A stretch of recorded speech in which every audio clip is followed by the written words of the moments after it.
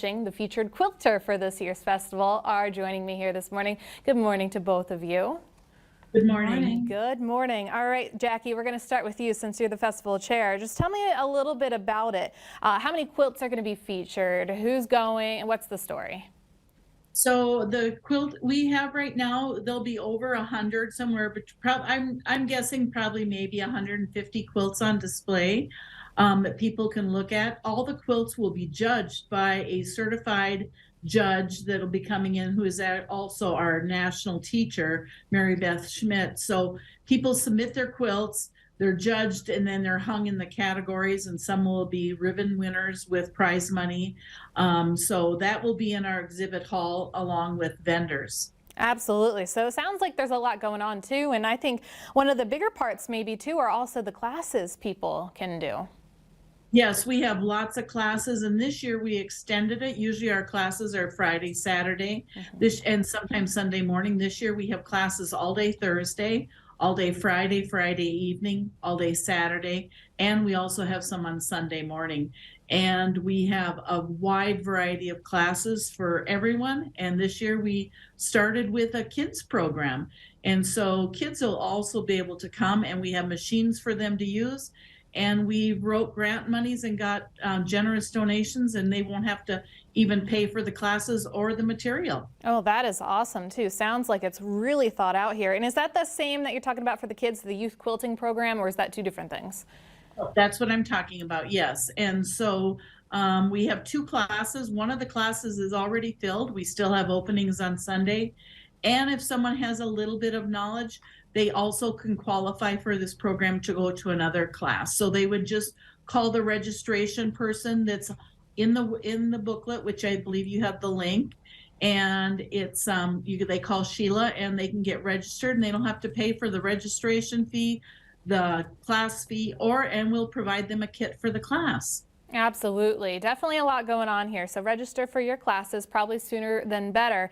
And Bev, you're the featured quilter. How long have you been quilting? What got you into quilting, first of all? Well, my sister, I did a little bit of quilting when I was teaching home ec at Bishop Bryan in the 70s, and wasn't very good at it. And then I started again. My sister-in-law got me started in about 2008. And then when I retired, I started making a lot more with more time. But even when I was teaching, it was such a restful thing after our day at work. Oh, this one behind us is one that Bev made. Okay, the one behind you guys. So tell me a little bit about that quilt then. Well, it's paper piecing. It took me a long, I don't know, about 10 years. I actually just finished it this year, and I probably took the class about 2010.